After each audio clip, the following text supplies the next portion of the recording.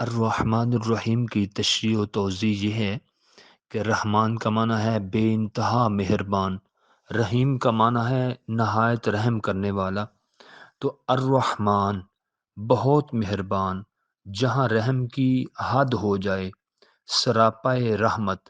تو الرحیم نہایت رحم کرنے والا، ہر رحم کرنے والے سے بڑھ کر رحم کرنے والا، اور پھر رحم اس کا آگے منتقل ہو رہا ہے۔ اہل علم کے نزدیک الرحمن کی یہ جو صفت ہے یہ سب کے لیے ہے، جبکہ رحیم ہونا صرف مومنوں کے لیے خاص ہے۔ اللہ تعالیٰ کا فضل و احسان ہے کہ اس اللہ تعالیٰ کی ذات نے ہم سب کو اپنی عالی درگاہ میں قبول کیا ہوا ہے۔ ہمیں رحمان اور رحیم کی جو اللہ تعالیٰ کی صفات ہیں اس کے صدقے میں ہم سب کو رحم مل رہا ہے۔ الرحمن ایک لامتناہی اور رحمت مجسم کا ترجمان ہے، جبکہ لفظ الرحیم کائنات پر نازل ہونے والی مسلسل اور دائمی رحمت کی ترجمانی کرتا ہے۔ اس لحاظ سے معنی یہ بھی ہوا کہ وہ اللہ تعالیٰ بے حد مہربان ہے، ہمہ وقت ہر وقت مہربان ہے اور ہر حال میں رحم کرنے والا ہے۔ مگر اللہ تعالیٰ کے سوا کسی کو رحمان اور رحیم کہنا سخت گناہ ہے۔ جیسے ہمارے ہاں عبد الرحمن لفظ ہوتا ہے تو کہتے ہیں رحمان ادھر آؤ، یا عبد الرحیم نام ہے تو کہتے ہیں فلاں بات رحیم نے کی۔ تو رحمان اور رحیم کہہ کے ہم لوگوں کو اگر پکاریں گے تو وہ سخت گناہ ہے۔ اس لیے جب بھی کسی سے ہم کلام ہونا ہے، بات چیت کرنی ہے، یا جو ہمارا مخاطب ہوگا یا کسی کے بارے میں بات کریں گے، تو جب اس شخص کا نام لیں گے تو ہم کہیں گے یہ بات عبد الرحمن نے کی، تو یہ بات عبد الرحیم نے کی۔ اگر مخلوق میں سے ہم کسی کو رحمان اور رحیم کہیں گے تو گویا کہ ہم نے جو اللہ رب رحمان کی صفات تھیں وہ ہم نے بندے کو دے دی۔ تو اس لیے ایک طرح سے دیکھا جائے تو شرک بھی ہے، گناہ بھی ہے، اور بہت بڑا گناہ، بلکہ گناہ کبیرہ ہے یہ کسی شخص کو رحمان اور رحیم کہنا، جبکہ یہ تو اللہ تعالیٰ کی صفات ہیں۔ اب رحمان بے انتہا مہربان، رحیم نہایت رحم کرنے والا، تو یوں سمجھے کہ جیسے اللہ تعالیٰ کی جو ذات ہے وہ سراپائے رحمت ہے، رحمت مجسم ہے، ایک لامتناہی سلسلہ ہے، نہ رحم کے ختم ہونے والا۔ یہ ہوا معنی رحمان کا، یعنی کہ اللہ کی ذات کے اندر رحم ہی رحم ہے۔ تو الرحیم جو اللہ کی ذات کے اندر رحم ہے، وہ رحم آگے منتقل ہو گیا، وہ جمادات میں، نباتات میں، جن و انس میں، فرشتوں میں، کل کائنات میں، 28,000 مخلوقات میں، اور پتہ نہیں کہاں کہاں کتنے کتنے جہاں ہیں، ہر جگہ پر اللہ تعالیٰ کی رحیمی اور کریمی ہے، اللہ کی بخشش ہے، اللہ کی مہربانی ہے۔ یہی اللہ کی شان غفاری ہے، یہی اس کی شان رحیمی اور کریمی ہے۔ اور ایک بات یہاں پہ اور بھی سمجھیے گا کہ قرآن کریم کا یہ خاصہ ہے کہ جہاں جہاں اللہ تعالیٰ نے پورے قرآن کریم میں عذاب کی بات کی وہاں پر رحم کی بات کی، جہاں پر شرک کی بات کی وہاں توبہ کا ذکر ہے، جہاں کفر کا ذکر وہاں توبہ کا ذکر، جہاں قتل کا ذکر قرآن کریم میں اس کے فوراً بعد توبہ کا ذکر، جہاں پر قصاص اور بدلہ لینے کا ذکر وہاں پر توبہ کا ذکر، جہاں پر قرآن کریم میں کسی بھی گناہ کا ذکر ہے، گناہ گاروں کی زندگی کا ذکر ہے، شرک کا ذکر ہے، اس کے فوراً بعد اللہ تعالیٰ نے اپنی رحمت اور اپنی توبہ کا ذکر فرمایا۔ اس سے بڑی اللہ تعالیٰ کی رحیمی اور کریمی کی انتہا کیا ہو کہ رب العالمین نے ایک مقام پہ فرمایا سورۃ الانعام آیت نمبر 165 میں کہ ان ربک سریع العقاب، آپ کا رب کو تو بہت جلد سزا دینے والا ہے، لیکن ساتھ ہی فرمایا وَأَنَّهُ لَغَفُورٌ الرحیم، اور اس اللہ کا ایک یہ بھی منصب ہے، اس کی ذات کا اس کی ذات کی یہ بھی شان ہے کہ وہ بہت بخشنے والا ہے، نہایت رحم کرنے والا ہے۔ ایک بات علمی طور پر اور بھی سمجھیے کہ ایک ہوتا ہے علم علم جو کتابوں میں لکھا ہوا ہے یا سینہ بسینہ استاد سے شاگرد میں منتقل ہو رہا ہے، ایک ہوتا ہے علم۔ اب اس علم کا حاصل کرنے والا ہوا طالب علم، اب طالب علم کو پڑھانے والا معلم، اب معلم کا معنی ہوا استاد، اب استاد سے بڑھ کر ایک درجہ ہے عالم دین کا، یعنی دین کا علم رکھنے والا، اب ایک اس سے بھی بڑا، اس کا نام ہوتا ہے علامہ۔ علامہ اس کو کہتے ہیں جس کے پاس عربی، اردو یا دو چار اور زبانوں کی گرامر کا علم موجود ہو، اس زبانوں کو سننے والا، سمجھنے والا، بولنے اور لکھنے والا ہو، حالات حاضرہ پہ اس کی نظر ہو، وہ ایک طرح کا طبیب اور حکیم بھی ہو، نباز بھی ہو، وہ فی البدی ہر ٹاپک کے اوپر گفتگو کرنے والا بھی ہو، اس کے پاس ملکی علم بھی ہو، صوبائی بھی ہو، لسانی بھی ہو اور علاقائی بھی علم ہو، لوگوں کے مزاج کو سمجھنے والا ہو اور قرآن اور حدیث کا حافظ بھی ہو، عالم بھی ہو، عامل بعمل بھی ہو، ایسے شخص کو جس کے اندر یہ تمام صفات پائی جائیں اور عربی زبان و ادب کا ماہر ہو، تعبیر الرؤیا کا علم رکھنے والا ہو، خوابوں کی تعبیر کا علم رکھنے والا ہو، اتنے تمام علوم پہ اس کو ایک ہی وقت پہ دسترس ہو، غلبہ ہو، تو اس کو ہم کہیں گے علامہ۔ اب ایک بات تھی علم حاصل کرنے والا طالب علم، استاد معلم، جب دین کا علم ملا تو وہ ہوا عالم دین، عالم دین سے اوپر کا جو درجہ ہے وہ ہے علامہ۔ جبکہ اب علامہ کے اوپر بھی ایک ذات ہے، اس کا نام کیا ہے؟ علیم۔ علیم کس کو کہتے ہیں؟ علیم اس کو کہتے ہیں جو ظاہری اور باطنی، چھپی اور سامنے ہر چیز کا مکمل طور پر علم رکھنے والا ہو، کہ دریاؤں میں، سمندروں میں، خشکیوں میں، تری میں، ہر جگہ پہ کہاں کہاں کیا کیا کچھ واقع ہو رہا ہے، اس کو خوب خوب دیکھنے والا، سمجھنے والا، جاننے والا، اس کو کہیں گے علیم۔ اب اس عالم کے وزن کا لفظ ہے السمیع، اللہ خوب سننے والا ہے۔ اب اس وزن کا لفظ ہے البصیر، اللہ خوب دیکھنے والا ہے۔ اب اس وزن کا لفظ ہے القدیر، اللہ خوب قدرت رکھنے والا ہے۔ اب اس وزن کا لفظ ہے اللطیف، اللہ بریک بین ہے، بریکی سے بھی ہر چیز کو دیکھنے والا ہے۔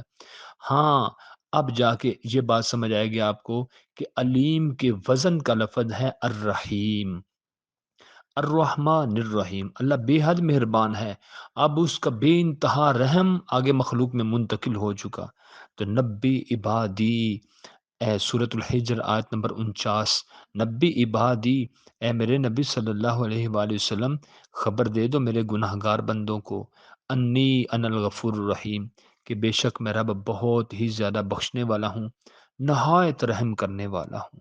صحیح مسلم کی حدیث ہے، نبی صلی اللہ علیہ وآلہ وسلم نے فرمایا، حضرت ابو ہریرہ رضی اللہ تعالیٰ عنہ اس حدیث کے راوی ہیں، کہ اگر کسی کافر کو بھی پتہ چل جائے کہ اللہ کتنا رحیم اور کریم ہے، تو وہ کافر ہونے کے باوجود اللہ تعالیٰ کی ذات کے اوپر یہ اعتقاد اور یقین کر کے بیٹھ جائے، اور وہ بھی کبھی مایوس نہ ہو اس بات سے کہ اللہ کی رحیمی کریمی کی وجہ سے مجھے بھی اللہ جنت دے دیں گے۔ آج کسی مسلمان کو اللہ کی رحمت سے مایوس نہیں ہونا چاہیے۔ اللہ تعالیٰ کی رحمت تو بہت زیادہ ہے۔ ہاں، ایک بات اور بھی ذہن میں رکھیے گا، جہاں اللہ کی رحمت کی بارش جب برستی ہے، تو جب اللہ کی رحمت کی بارش برستی ہے تو جیسے زرخیز زمین کو اس کی زرخیزی میں بڑھا دیتی ہے، ایسے یہ جو گند کے ڈھیر ہوتے ہیں، کوڑا کرکٹ جہاں پہ پڑا ہوتا ہے، یہ گندگی کے ڈھیروں میں اس کی گندگی کی بدبو میں اضافہ کر دیتی ہے۔ اللہ کی رحمت تو برستی ہے، جب قرآن اور حدیث کی صورت میں برستی ہے تو وہ کافروں کو ان کے کفر میں زیادہ کر دیتی ہے، ایمان والوں کو ان کے ایمان میں زیادہ کر دیتی ہے۔ دنیا میں باغیانہ روش اختیار کرنے والے اور گناہ گاروں کو ان کے گناہ میں زیادہ کر دیتی ہیں، وہ باغی اور زیادہ ہو جاتے ہیں، منکر ہو جاتے ہیں، راز کرنے والے، منہ پھیرنے والے بن جاتے ہیں۔ جبکہ اللہ کے بندے اللہ کی رحمت سے فیض یاب ہوتے ہوئے اللہ کے در کے قریب ہو جاتے ہیں، اور رسول اللہ صلی اللہ علیہ وسلم کی ہر معنوں میں، صحیح معنوں میں نبی صلی اللہ علیہ وسلم کی اطاعت کرنے والے بن جاتے ہیں۔ تو دعا ہے اللہ تعالی ہم سب کو اپنی رحمت کی لپیٹ میں لے لے۔ ابتدائے آفرینش سے ہی اللہ نے لکھ دیا تھا، یعنی کہ جب زمین و آسمان کا نظام اللہ تعالیٰ نے بنایا، تو اللہ تعالیٰ نے زمین و آسمان کو بنا کر اپنے عرش پہ جب دائیں طرف اللہ تعالیٰ موٹے اور جلی حروف سے یہ لکھ دیا تھا کہ سبقت رحمتی علی غضبی، یہ بخاری شریف کی حدیث ہے۔ اللہ تعالیٰ نے عرش پر بیٹھتے ہی اپنے دائیں طرف لکھ دیا، جو آج بھی لکھا ہوا ہے بخاری کی حدیث۔ اللہ تعالیٰ نے اپنے بیٹھنے والی جگہ پہ دائیں طرف یہ لکھا کہ سبقت رحمتی علی غضبی، میں رب کی رحمت بہت بڑی ہے اور میرا غصہ بہت تھوڑا ہے۔ آج اللہ تعالیٰ کی رحمت سے ہم سب کو فیض یاب ہونا چاہیے۔ ایک گناہ میرا ماں پیو ویکھے تے دیوے دیس نکالا، لکھ بدیاں میرا اللہ ویکھے تے پردے پاون والا۔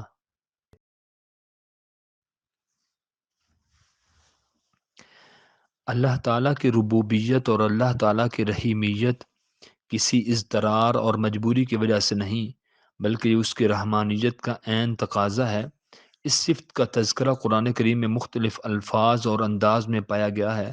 یہی وجہ ہے کہ انسان جس قدر سرکشی اور بغاوت پر اتر آئے، مگر جب اللہ کے حضور یہ کہتے ہوئے آبدیدہ ہو جائے گا، آنکھوں میں آنسو آ جائیں گے کہ الہی، میرے جرائم اور خطاؤں کی آندھیوں نے میرے گلشن حیات کو برباد کر دیا تھا، جس طرح تو ویران وادیوں اور تپتے ہوئے صحراؤں اور اجڑے ہوئے باغوں کو اپنے کرم کی بارش سے، اپنے رحمت کی بارش سے سرسبز و شاداب بنا دیتا ہے، اسی طرح مجھے بھی حیات نو سے ہمکنار فرما دے۔ بندہ مومن کی عاجزی پر اللہ تعالیٰ کی جو صفت ہے رحمان اور رحیم، اس کے رحمت کے سمندر میں ایک تلاطم بپا ہو جاتا ہے، ایک طغیانی آ جاتی ہے۔ ہائے میرا مومن بندہ عاجزی کر رہا ہے، انکساری کر رہا ہے، دل کی دنیا اس کی ٹوٹ چکی ہے، اب وہ میری رحمت سے اپنے دل کو آباد کرنا چاہتا ہے، جس کی وسعتوں کا تذکرہ نبی صلی اللہ علیہ وآلہ وسلم یوں فرمایا کرتے تھے کہ اللہ کی رحمت اس قدر وسیع و عریض ہے، جیسے بحر بے کراں میں سوئی ڈبو کر نکال لی جائے تو اس سمندر میں کوئی فرق نہیں پڑتا۔ ایسے ہی کائنات کے تمام جن و انس اگر اپنی حاجات اور تمناؤں کو ان سب کو پورا کر دیا جائے تو اللہ تعالیٰ کے رحمت کے سمندر میں سوئی ڈبو کر باہر نکال لینے کے برابر بھی کمی واقع نہیں ہوتی۔ یہ صحیح مسلم کی حدیث ہے۔ تو اللہ تعالیٰ نے قرآن کریم میں بھی فرمایا، سورۃ الاعراف آیت نمبر 156، رحمتی وسعت کل شین، میری رحمت نے دنیا کی ہر چیز کو گھیرے ہوئے ہے۔ سورۃ الانعام آیت نمبر 54، کتب ربکم علی نفسہ الرحمہ، اللہ تعالیٰ نے اپنی ذات کے اوپر رحمت کو لازم کر دیا۔ اگر دوسرا معنی کیا جائے تو یہ بھی ہم کر سکتے ہیں کہ اللہ تعالیٰ نے اپنی ذات کے اوپر رحمت کا لفظ لکھ دیا ہے۔ سبحان اللہ۔ اب رسول اللہ صلی اللہ علیہ وآلہ وسلم اکثر دعا فرمایا کرتے تھے، اللہم رحمتک نرجو، اللہم رحمتک ارجو فلا تکلنی الی نفسی طرفۃ عین واصلح لی شأنی کلہ لا الہ الا انت۔ یہ ابو داؤد کی حدیث ہے کتاب الادب کی۔ اس میں آتا ہے کہ نبی صلی اللہ علیہ وآلہ وسلم یہ دعا فرمایا کرتے تھے کہ اے اللہ، میں تیری رحمت کا طلبگار ہوں، مجھے آنکھ جھپکنے کے برابر بھی میرے نفس کے سپرد نہ کرنا، اور میرے سب کاموں کی اصلاح فرما، تیرے سوا کوئی معبود نہیں۔ تو جب ہم تفسیر القرآن بالقرآن کا جب ہم احاطہ کریں گے تو الرحمن الرحیم کے ساتھ ملتی جلتی جب ہم اللہ تعالیٰ کی رحمت کی وسعتوں کو تلاش کریں گے تو ہمارے سامنے چند باتیں آئیں گی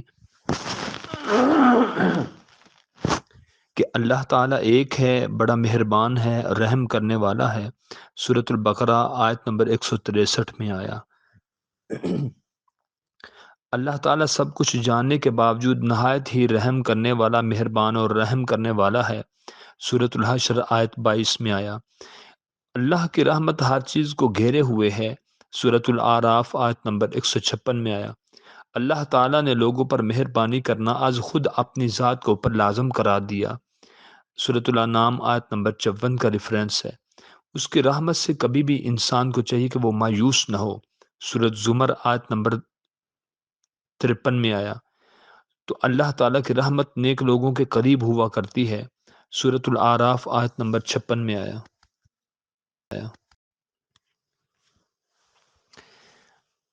جب اللہ تعالیٰ کی رحمت بے انتہا ہو جاتی ہے تو وہ پھر خلیل کی زندگی ہمیں بتاتی ہے کہ آگے آگ بھی ہو تو وہ گلزار بن جایا کرتی ہے، آگے آگ بھی آ جائے تو وہ سلامتی والی ٹھنڈی ہو جایا کرتی ہے۔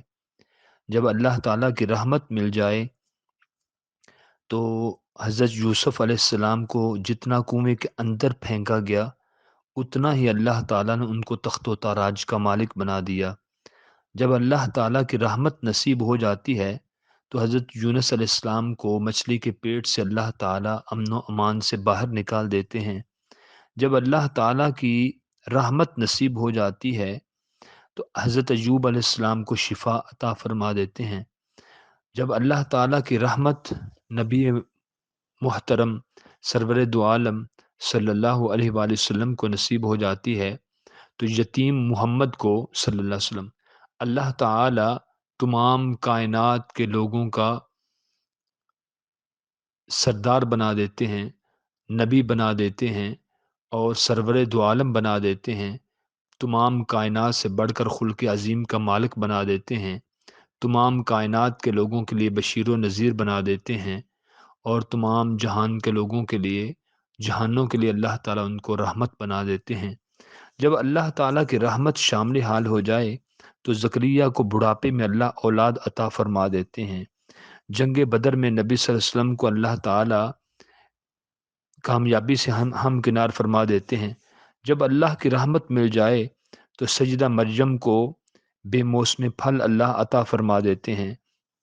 تو آج اگر ہم اس دور میں اللہ کے علاوہ کسی قبر، آستانے، دربار، مزار پہ جائیں گے، اللہ کے علاوہ کسی غیر سے مانگیں گے، تو جن کے لیے ایک شاعر نے کہا کہ بتوں سے تجھ کو امیدیں، خدا سے نو امیدی، مجھے بتا تو صحیح اور کافری کیا ہے، کہ اللہ کی ذات کے ہوتے ہوئے اگر غیر سے مانگا جائے تو اس سے بڑا کافری کا کیا اور سین ہو سکتا ہے۔ یہی تو کفر ہے جس سے بچنے کے لیے اللہ تعالیٰ قرآن کریم کے بے شمار مقامات پر ہمیں درس دے رہے ہیں، تنبیہ فرما رہے ہیں۔ بچپن میں جب ہم نرسری پریپ پڑھا کرتے تھے تو اس وقت کچی پکی کا دور تھا، تو اس وقت ہم نے اردو کی ابتدائی کتابوں میں یہ پڑھا تھا،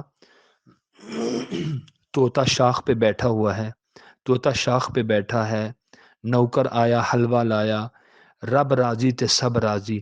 یہ کچی پکی کی اردو کی کتابوں کے یہ الفاظ ہیں جو آج بھی مجھے یاد ہیں۔ تو بیٹھے بیٹھے ابھی میرے ذہن میں یہ بات آئی کہ تب ہم نے ایک سبق پڑھا تھا، رب راضی تے سب راضی۔ تو یقینی بات ہے جب اللہ راضی ہو جائے تو دنیا و ما فیہا سے انسان بے نیاز ہو جاتا ہے۔ بے نیاز کرتا کون ہے؟ صرف اللہ تعالیٰ ہی بے نیاز کرتا ہے، کیونکہ بخاری شریف کی حدیث ہے، نبی صلی اللہ علیہ وآلہ وسلم نے فرمایا جب ایک انسان دونوں ہاتھ اللہ کی بارگاہ میں اٹھا لیتا ہے تو اللہ تعالیٰ کو شرم آتی ہے کہ انسان کے خالی ہاتھ واپس لوٹا دیں۔ تو یقیناً جو انسان دعائیں کرتا ہے اللہ تعالیٰ اپنی رحمت سے پوری فرما دیتے ہیں۔ اللہ تعالیٰ سے توبہ کر کے دیکھو، معافی مانگو، اللہ کے دروازے کو تو کھٹکھٹائیں۔ جب انسان کسی کے گھر کا دروازہ کھٹکھٹائے، ایک بار کھٹکھٹانے سے نہ کھلے تو دوسری بار، تیسری بار، آخر کار کو دروازہ کھل جاتا ہے۔ جب ہم بار بار اللہ کی بارگاہ میں اپنی عرضی پیش کریں گے، ہاتھ اٹھائیں گے، گناہ پر شرمندہ ہوں گے کہ یا اللہ پاک میں نے تو ساری زندگی بغاوتوں میں گزار دی، زندگی بھر نمازوں سے دور رہا، کیا ہوا میرے گناہ بہت زیادہ ہیں، کیا ہوا یا اللہ پاک میرے گناہوں سے زمین و آسمان کا خلا بھر گیا، لیکن اگر میرے گناہ بہت زیادہ ہیں تو تیری رحمت بھی تو بہت زیادہ ہے نا۔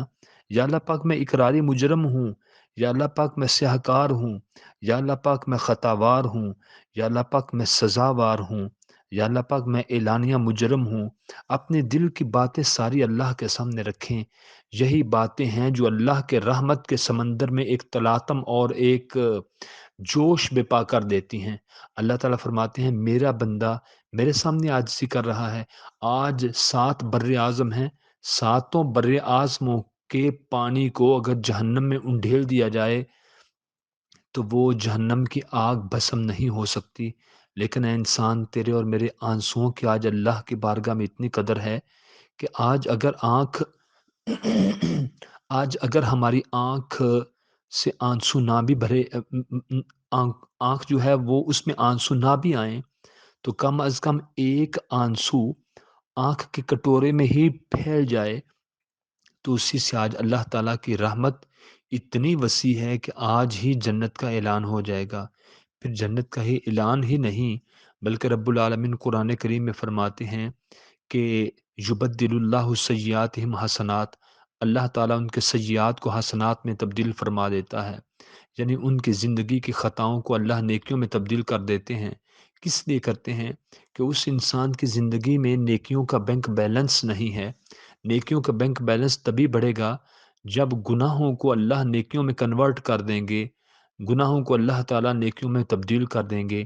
تو اللہ تعالیٰ فرماتے ہیں یہ کسی فرشتے جن انسان کا کام نہیں، کسی نبی ولی کا کام نہیں، یبدل اللہ، اللہ تبدیل کرتا ہے سیئاتہم حسنات، ان کے گناہوں کو ان کی نیکیوں میں۔ تو اللہ تعالیٰ نے اس کو اولیاء کے صف میں شامل کرنا ہے، نیک اور ابرار لوگوں کے صف میں شامل کرنا ہے، اپنے برگزیدہ بندوں کے صف میں شامل کرنا ہے۔ تو اس کے لیے یقیناً بہت زیادہ نیکیوں کی ضرورت ہے۔ تو نیکیاں تبھی بنے گی جب اللہ تعالیٰ گناہوں کو نیکیوں میں تبدیل کریں گے۔ تو زنا خانوں میں انسان دھکے کھاتا ہے، چوری جاری کرتا ہے، رب سے بغاوتیں کرتا ہے۔ اگر اللہ تعالیٰ چاہتا تو انسان کو لنگڑا بنا دیتا، اس کے جسم کو کیما کیما کر دیتا، ان کو آنکھوں سے اندھا کر دیتا، اس کے کانوں کی قوت سماعت کو سلب کر لیتا، اس کی آنکھوں کی قوت بصارت کو سلب کر لیتا، اس کی زبان کی قوت گویائی کو اللہ تعالیٰ کھینچ لیتا، اللہ تعالیٰ اس کو دماغ اور دل اور دماغ کی جو صلاحیتیں عطا فرمائی ہیں اللہ تعالیٰ وہ چھین لیتا، اپاہج بنا دیتا۔ اللہ تعالیٰ چاہتا تو اس کو رذیل اور حقیر قسم کا جانور کیڑا مکوڑا بنا دیتا۔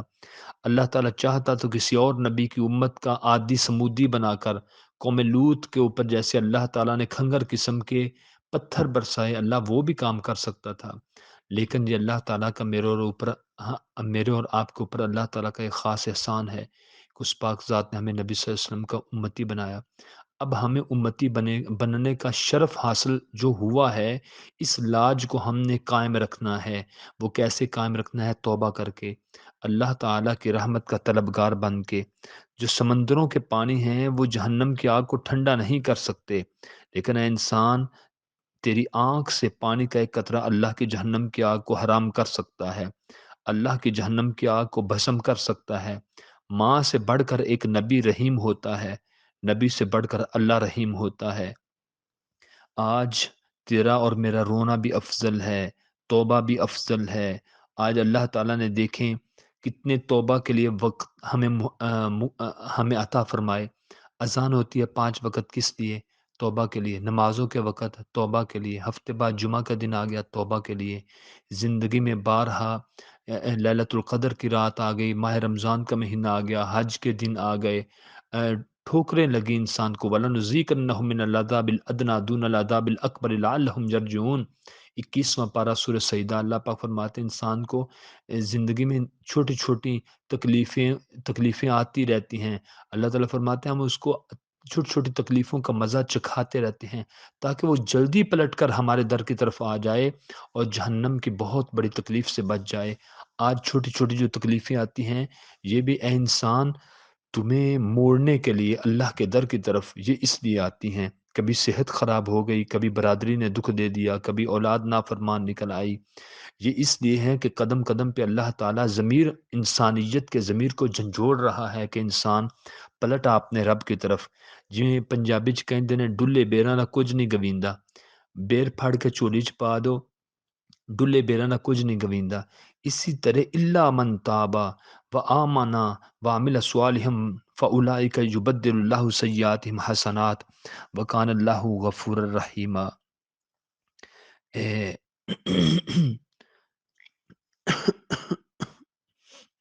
تو انسان کو اللہ تعالیٰ دعوت فکر دے رہے ہیں، توبہ کی دعوت دے رہے ہیں، اللہ اپنے رحمان اور رحیم ہونے کا درس قرآن و حدیث میں دے رہے ہیں کہ کاش کہ میرا بندہ پلٹ کر میری طرف آ جائے۔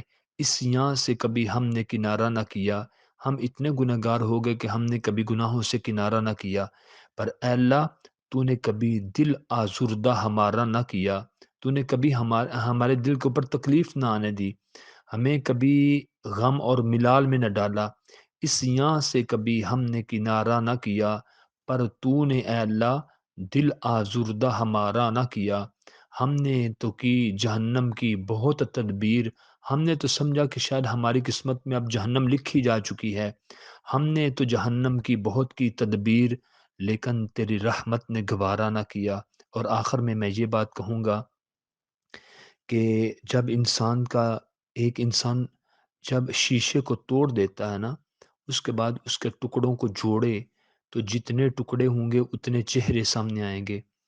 تو اب اس کے ساتھ ایلفی لگا دیں، گم شم لگا دیں، جو بھی لگا دیں، وہ جو دراڑ ہے وہ جتنی بار شیشہ ٹوٹے گا، آئینہ ٹوٹے گا، تو وہ جتنی جگہ سے ٹوٹے گا اتنے چہرے دکھائے گا۔ اب آئینہ ساز ہی جو شیشے کو بنانے والا ہے وہی اس کی دراڑیں ختم کر سکتا ہے۔ تو بچا بچا کے نہ رکھ اسے، تیرا آئینہ ہے وہ آئینہ۔